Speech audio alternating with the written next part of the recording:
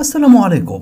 فاز الدولي المغربي ومن حارث لاعب فريق شالكة 4 الألمانية اليوم الجمعة بجائزة أحسن لاعب لشهر شتنبر في بطولة ألمانيا وفق ما أعلنه الموقع الرسمي للبوندسليغا.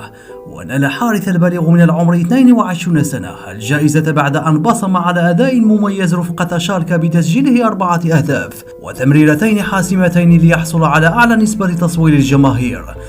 وتفوق لاعب وسط الميدان المغربي على نجوم كبار في الدوري الألماني في سباق الفوز بجائزة لاعب الشهر كثلاثي بايرن ميونخ الألماني فيليب كوتينيو وروبرتو ليفاندوفسكي وجوشو كاميتش. وفي جانب آخر وافق نادي ريال مدريد الإسباني على مقترح غريمه التقليدي برشلونة بإقامة مباراة الكلاسيكو في 18 دجنبر المقبل على ملعب كامب نو، وذلك بعد تسلمهما قرار لجنة المسابقات التابعة للاتحاد الإسباني لكرة القدم بتأجيل المباراة التي كان من المقرر إقامتها في يوم 26 من الشهر الجاري بسبب ظروف استثنائية. وأصدر الفريق الملكي بيانا الجمعة أعلن فيه عن رغبته في خوض المباراة في 18 دجنبر المقبل، وهو الميعاد الذي حدده أيضا الفريق الكتالوني بعد تأجيل اللقاء بسبب الظروف التي يشهدها إقليم كتالونيا.